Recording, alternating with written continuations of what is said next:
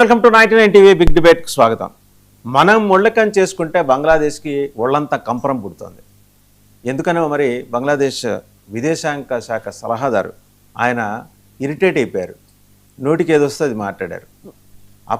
ఎప్పటి నుంచో దాదాపు 50 ఏళ్ల నుంచి నిరవధికంగా కొనసాగుతున్న అక్రమ చొరబాట్లను నిరోధించడం కోసం బెంగాల్ ప్రభుత్వం శుభేందు అధికారి ముఖ్యమంత్రి నేతృత్వంలో భేటీ అయిన తొలి క్యాబినెట్ ఒక నిర్ణయం తీసుకుంది. ల్యాండ్ ట్రాన్స్ఫర్ చేసింది బార్డర్ సెక్యూరిటీ ఫోర్స్కి. ఇప్పటివరకు 15 కిలోమీటర్ల వరకే ఉన్న పరిధిని 45 కిలోమీటర్ల నుంచి 50 కిలోమీటర్ల వరకు విస్తరించింది ఆయా ప్రాంతాలు ఆ తీరాలని బట్టి. అది బంగ్లాదేశ్కి కంటగింపైంది. బంగ్లాదేశ్కి అనుబంధంగా బెంగాల్లో పనిచేస్తున్న పార్టీలకు కూడా కంటగింపైంది అనమాట. సో ఇప్పటివరకు ఏంటంటే యథేచ్ఛగా నిర్లజ్జగా సాగిస్తున్న దుర్మార్గపు చేష్టలకి ఇక ఫుల్ స్టాప్ పడబోతుందని ఒక భయం అనమాట. జమాతే ఇస్లామీ అటువైపు నుంచి, మరోవైపు దాన్ని రిమోట్లో ఆపరేట్ చేస్తున్న ఐఎస్ఐకి అనుబంధంగా పనిచేస్తున్న 4 మాడ్యూల్స్, వాళ్ళు తవ్విన సొరంగాలు అండ్ నదీ మార్గాల కింద నుంచి, అడవుల నుంచి, పొలాల నుంచి రకరకాల మోడ్స్లో వాళ్ళు తవ్విన సొరంగాల్లో దాదాపు 40 వరకు బీఎస్ఎఫ్ డిస్మాంటిల్ చేసింది. ఇంకొక 700 పైబడి ఇంకా ఉన్నట్టు గుర్తించారు. వాటిల్లోకి విషవాయువును పంపించేస్తే సరిపోతుంది, లేకపోతే బంకర్స్ని కూడా కంప్లీట్గా క్లోజ్ చేసే టెక్నాలజీ ఇజ్రాయెల్ దగ్గర ఉంది. దాన్ని తీసుకొచ్చి డంప్ చేసే అవకాశాలు కూడా లేకపోలేదు. వీటన్నిటి మీద బంగ్లాదేశ్ ఎందుకు ఒక్కసారిగా భుజాలు తడుపుకుంటుంది? అసలు what exactly has been taking place and happening in West Bengal అనే అంశానికి సంబంధించి బిగ్ డిబేట్లో మనతో పార్టిసిపేట్ చేస్తున్నారు మేజర్ శ్రీనివాస్ గారు, రిటైర్డ్ ఆర్మీ అధికారి. నమస్తే మేజర్ శ్రీనివాస్ గారు. అలాగే మామిడి గిరిధర్ గారు, జియో పొలిటికల్ అఫైర్స్ ఎక్స్పర్ట్. నమస్తే sir. And ambassador doctor Vinod గారు, దాదాపు 30 ఏళ్ల పాటు దౌత్యవేత్తగా వివిధ దేశాల్లో వివిధ హోదాల్లో పనిచేసిన వారికి సమగ్రమైన అవగాహన ఉంది. వారికి నమస్కారం. పేకెట్ ప్రసాద్ గారు, జియో పొలిటికల్ అఫైర్స్ ఎక్స్పర్ట్, వారికి కూడా నమస్తే. To start with ambassador doctor Vinod గారు, ఆయన బంగ్లాదేశ్ విదేశాంగ సలహాదారికి ఏంటి సార్ నొప్పి మనం ముళ్ళకం చేసుకుంటే? ప్రొఫెసర్ గారు, ముందుగా మీకు, తోటి ప్యానలిస్టులకు, మన ప్రేక్షకులు అందరికీ నమస్కారం. అఫ్కోర్స్ సలహాదారు కబీర్కు ఎందుకు అంత కడుపు నొప్పి అనేది మాత్రం అనిపిస్తుంటుంది. బట్ ఇప్పుడు ఆయన ఇంటర్నేషనల్ అఫైర్స్లో, తర్వాత మన ఫారెన్ అఫైర్స్ సలహాదారుగా మన ప్రైమ్ మినిస్టర్కు, గవర్నమెంట్కి ఉన్నాడు కాబట్టి ఈ మన కొత్త ప్రభుత్వం బంగ్లాదేశ్లో రాగానే ఇది ఫస్ట్ మీటింగ్లోనే ఏదైతే ముళ్ళ కంచెను కట్టిస్తున్నాము, దానికి ల్యాండ్ ట్రాన్స్ఫర్ చేస్తున్నాము అనేది ఏదైతే అప్రూవల్ జరిగిందో దానికి మరి అది కొంతవరకు మనం ఓవర్ రియాక్ట్ కాకుండా, అఫ్కోర్స్ మనం ఓవర్ రియాక్షన్ చాలా తగ్గించాము. ఎందుకు అని అంటే మనకు ఫ్రెండ్స్ సెలెక్ట్ చేసుకోవచ్చు, చేంజ్ చేసుకోవచ్చు, బట్ నైబర్స్ను వీ కెనాట్ చేంజ్. అది మాత్రం రియాలిటీ. సో చిన్న నైబర్ అయినా పెద్ద నైబర్ అయినా ఇప్పుడు బంగ్లాదేశ్ అనేది మన నైబరు. బంగ్లాదేశ్ మన మీదనే చాలా వరకు ఆధారపడి ఉన్నా కానీ అది క్రూషియల్ ప్లేస్లో అది ఉన్నది కాబట్టి మన రిలేషన్స్ మనమే బంగ్లాదేశ్ని లిబరేట్ చేసి బంగ్లాదేశ్ అవతరణకే మనం పునాది వేసిన మన దేశానికి చివరికి of course Muhammad Yunus interim government పీరియడ్లో 18 నెలలు మాత్రం టోటల్గా యాంటీ ఇండియా స్టాండ్ తీసుకోవటం అనేది ఐఎస్ఐ వాళ్ళను, ఆర్మీ వాళ్ళను, పాకిస్తాన్ వాళ్ళందరినీ ఇన్వైట్ చేసి అదొక విధమైన యాంటీ ఇండియా క్యాంపెయినింగే మొదలుపెట్టిన యూనస్ మారిపోయి అట్లీస్ట్ కొత్త ప్రభుత్వం వచ్చినప్పుడు ఇప్పుడు బిఎన్పి ప్రభుత్వంలో ఇప్పుడు ప్రైమ్ మినిస్టర్ రెహమాన్ ఆధ్వర్యంలో మొన్ననే ఏర్పడేది కాబట్టి కొంతవరకు టైం పడుతుంది. బట్ ఈ రియాక్షన్ ఏదైతే ఉన్నదో ఆ దేశం యొక్క అంటే విదేశ వ్యవహారాల సలహాదారు అన్నదాన్ని మనం అంత సీరియస్గా తీసుకోవాల్సినంత అవసరం లేదు. ఆయన కూడా అదే అన్నారు, ఏమంటే ఇండియా తీసుకునే చర్యలని వాళ్ళ ఇంటర్నల్ డిసిషన్స్, పాలిటిక్స్. కాకపోతే ఏంటంటే ముళ్ళకంపలు వేయటం వల్ల మాకు నష్టం జరగదనేది కాదు. కొంతవరకు ఏంటంటే ఇన్ఫిల్ట్రేషన్ ఉన్నదని వాళ్ళకు తెలుసు, దాన్ని ఎలాగో అరికట్టాలని మన భారత ప్రభుత్వం సిద్ధంగా ఉన్నదని అది కూడా తెలుసు. సో కాకపోతే ఇప్పుడు మమతా గవర్నమెంట్ ఉన్నప్పుడు ఏదైతే కొద్దిగా అంటే బ్లైండ్ ఐగా పనిచేసిన ఇన్స్టిట్యూషన్స్ అన్నీ ఇప్పుడు యాక్టివ్గా పనిచేయక తప్పదు. దానివల్ల ఏమైందంటే ఇప్పుడు మనం చూసినట్టయితే ఈవెన్ ఎప్పటి నుంచో ఎస్టిమేషన్ ప్రకారం కనీసం 12 మిలియన్ల నుంచి 18 మిలియన్ల దాకా Bangladesh infiltrators are illegal immigrants భారతదేశంలో ఉన్నట్టు మనకు లెక్కలు ఉన్నాయి. అదే కాకుండా 2 మిలియన్ రోహింగ్యాస్ కూడా బంగ్లాదేశ్ ద్వారా అదర్ రూట్స్ ద్వారా వచ్చి బంగ్లాదేశ్ పోతున్నారు, మనకు కూడా పోతున్నారు. సో ఇది ఒక మేజర్ ఇష్యూ అయింది కాబట్టి దీన్ని అరికట్టడం అనేది చాలా ఇంపార్టెంట్ భారతదేశానికి. ఇంకొక విషయం ఏంటంటే ఈ రోహింగ్యాస్ని అరికట్టడం బంగ్లాదేశ్ కూడా ఉపయోగం. సో అందుకని ఇటువంటి చర్యలు అనేది వాళ్ళు అంత సీరియస్గా అంటే అది డొమెస్టిక్ కన్జంప్షన్ అనుకోవాలి మనం. వాళ్ళు అన్నంత మాత్రం మనం అంత రియాక్ట్ కావాల్సిన అవసరం లేదు.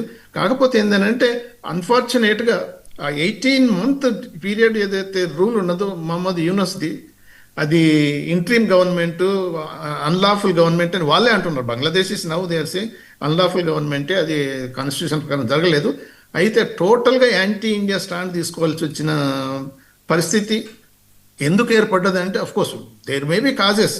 ఎందుకంటే హసీనాకు మనం అసైలం ఇచ్చినందుకు అది ఒక యాంటీ ఇండియా స్టాండ్ అది ఒక తీసుకుని, కాకపోతే అప్పుడు ఆ టైంలో జమైత్ ఇస్లామీ ఏదైతే ఉందో టోటల్ ఫండమెంటలిస్ట్ పార్టీస్ అన్ని అప్పర్ హ్యాండ్లు ఉన్నాయి కాబట్టి ఇక మహమ్మద్ యూనస్ వాళ్ళ వైపు మొగ్గిజు తప్పలేదు. అంతకుముందు Muhammad Yunus India friend so closely, ఆయన ఎన్జిఓస్ నడిపిస్తున్నప్పుడు ఆయన ఎంతో ఇంటరాక్ట్ అయ్యి అవన్నీ ఉన్నాయి. బట్ అన్ఫార్చునేట్గా అది జరిగింది. సో దానివల్ల ఇప్పుడు ఏంటంటే మేజర్ ఇష్యూస్ ఉన్నాయి. There is no doubt.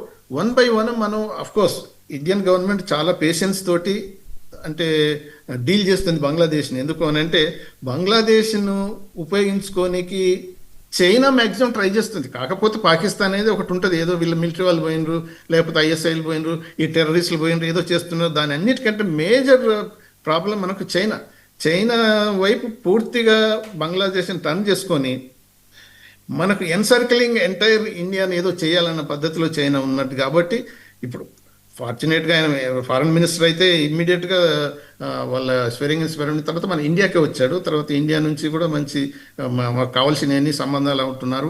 ఇప్పుడు మనకి ఏదైతే ఇరాన్ క్రైసిస్ ఏదైతే వార్ వచ్చిందో దానివల్ల బంగ్లాదేశ్కు ఎనర్జీ డీజిల్ మనం 5,000 లీటర్స్ అదే మెట్రిక్ టన్స్ పంపించాం, మళ్ళీ ఇంకొక 8,000 మళ్ళీ అడుగుతున్నారు. అవన్నీ they are dependent on us, వాళ్ళకి అదంతా తెలుసు.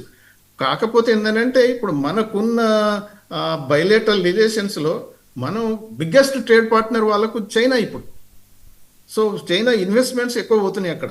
సో ఇటువంటి అన్నీ ఉన్నాయి కాబట్టి ఇదేదైతే డిసిషన్ ఉందో ఇప్పుడు ఏంటంటే వాళ్ళు కూడా డొమెస్టిక్ ఏమంటున్నారంటే it is actually plus point కావచ్చేమో ఏది government change in West Bengal. ఎందుకంటే 2011లో ఆ తీసా రివర్ వాటర్ అగ్రిమెంట్లో మమతా బెనర్జీ అపోజ్ చేసింది. అపోజ్ చేయటమే కాకుండా లాస్ట్ మినిట్లో డ్రాప్ అయిపోయింది.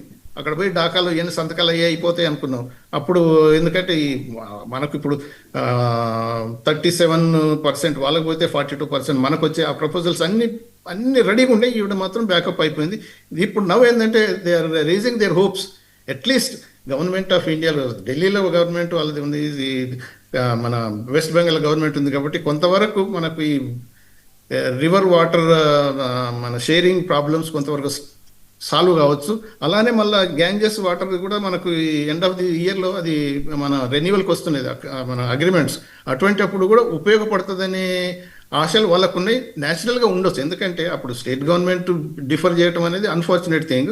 కాకపోతే ఇప్పుడు 2 మన సెంటర్స్ ఒకటి ఉంది కాబట్టి అదే అయిపోతుంది. తర్వాత అదే ఇప్పుడు మనకు మేజర్ ఇష్యూ ఇమిగ్రేషన్, అదే ఇన్ఫిల్ట్రేషన్ అనాలి మనం, ఆర్ ఇల్లీగల్ ఇమిగ్రేషన్ అనాలి. ఈ ఇల్లీగల్ ఇమిగ్రేషన్ అనేది బిగ్ ఇష్యూ. నిన్నగాక మనం 2 రోజుల కింద మొత్తం ఒక ఇన్ఫిల్ట్రేటర్స్ మరిగా టెర్రరిస్ట్ అనుకోండి, ఇంకెవరైనా అనుకోండి, స్మగ్లర్స్ అనుకోండి, almost 2 people were shot dead by our BSF people. అది వాళ్ళకి కొద్దిగా అంటే అలా ఎలా చంపేస్తారు బార్డర్లో అలా అంటే సన్మానం చేసి చంపాలా సార్?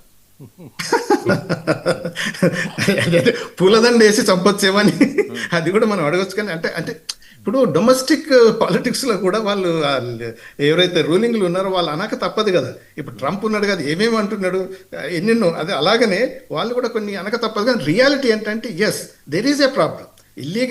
ఇల్లీగల్ ఇమిగ్రేషన్ అనేది ఉన్నది, దాన్ని అరికట్టాలనేది మన గవర్నమెంట్ ఆఫ్ ఇండియా 100% ఒక పకడ్బందీగా పట్టుదలతోటి ప్లాన్లతోటి ఏదో ఒక యాక్టివిటీ జరిపించాలి. అంతకుముందు స్టేట్ గవర్నమెంట్ ఒకటి, సెంట్రల్ గవర్నమెంట్ మీ మధ్యన అటు కొద్దిగా అంటే ఏమంటారు కోఆర్డినేషన్ లేకుండా వాళ్ళ ఒకరి మీద ఒకరు బ్లేమ్ చేసుకోవడం, అది అడ్వాంటేజ్ అయిపోయింది వాళ్ళకు. సో అది ఈ ఇల్లీగల్ ఇమిగ్రెంట్స్ అనేది ఏదైతే ఉందో అది మేజర్ ఇష్యూ. దాన్ని ఎలా సాల్వ్ చేసుకోవాలి డెలికేట్ ఇష్యూ. ఎందుకు అని అంటే యుఎస్ నుంచి మన ప్రైమ్ మినిస్టర్ విజిట్ అప్పుడు పంజాబీస్ను ఆల్మోస్ట్ ఇల్లీగల్ ఇమిగ్రెంట్స్ అన్ని కాళ్ళకు ఈ బేడీలు వేయటం, చేతులకు బేడీలు వేయటం అవన్నీ ఒక ఏరోప్లేన్ పంపించి ఇండియా పంపించారు. అదంటే మనం అందరం పంజాబ్ గవర్నమెంట్ కాక ఎంటైర్ ఇండియా అపోజ్ చేసేది. అటువంటి అప్పుడు ఇక్కడ కూడా ఎందుకంటే సెన్సిటివ్ ఇష్యూ కాబట్టి yes we have to prevent. కాకపోతే ఏంటంటే వాళ్ళు ఏం చేస్తున్నారు, బంగ్లాదేశ్ నేషనల్స్ని ఐడెంటిఫై చేయమని 2800+ మనం డీటెయిల్స్ ఇస్తే వాళ్ళు ఇప్పటిదాకా ఐడెంటిఫై చేయట్లేదు. సిన్స్ లాస్ట్ 4 years పెండింగ్ ఉన్నది. ఇటువంటి అనేది కొద్దిగా మనం ఎక్స్పెక్టేట్ చేయాలి, తప్పదు. వాళ్ళు ఐడెంటిఫై చేయకపోతే వాళ్ళని ఎక్కడ గాలిలో వదిలిపెట్టాం కదా. సో ఇటువంటి కొన్ని ఏదైతే ఉన్నాయో ఇప్పుడు అంటే పొలిటికల్ మిస్ట్రస్ అనేది యూనివర్స్ టైంలో చాలా పెరిగిపోయింది. 2023లో గోల్డెన్ ఎరా అనుకోవచ్చు మనకు బంగ్లాదేశ్ ఇండియా రిలేషన్స్లో. ఎందుకంటే అప్పుడు మనం G20 ప్రెసిడెన్సీగా మనం ఏది ఢిల్లీలో సమ్మిట్లో ఏం చేసినప్పుడు హసీనాను పిలిచాం యాజ్ గెస్ట్, ఎందుకంటే మనం హోస్ట్ కాబట్టి. దాని తర్వాత ఆల్మోస్ట్ ఈ ఫ్రెండ్షిప్ పైప్ లైన్ అనేది ఇది ఎనర్జీకి ఏదైతే పంపిస్తున్నామో డీజిల్ అదంతా అప్పుడే ఏర్పడ్డది. అంటే బోల్డ్ అంతా ఉండే కానీ అన్ఫార్చునేట్గా ఇమ్మీడియట్గా దాంతో జమైతీ ఇస్లామీస్ ఆర్ ఫండమెంటలిస్ట్ ఓర్వలేకపోవటం, అది ఒక విధమైన యాంటీ గవర్నమెంట్ అనేది తీసుకురావటం. దాని తర్వాత ఇప్పుడు మనకు రిలేషన్స్ కూడా దెబ్బతింది, ఎందుకంటే హసీనాకు మనం అసలు ఇవ్వటం అనేది, దాంతో యాంటీ బంగ్లాదేశ్ యాక్టివిటీ ఇండియా చేస్తుంది అనేది. రైట్ అంబాసిడర్ గారు, మళ్ళీ మీ దగ్గరకు వస్తాను. ఒకసారి మేజర్ శ్రీనివాస్ గారి దగ్గర. మేజర్ శ్రీనివాస్ గారు, 50 ఏళ్ల పాటు బెంగాల్ ఏమేమి అనుభవించింది ఇప్పుడిప్పుడు బయటకు వస్తున్నాయి. అవునండి. మార్క్సిస్టుల పాలనలో మొదలైంది. వాళ్ళు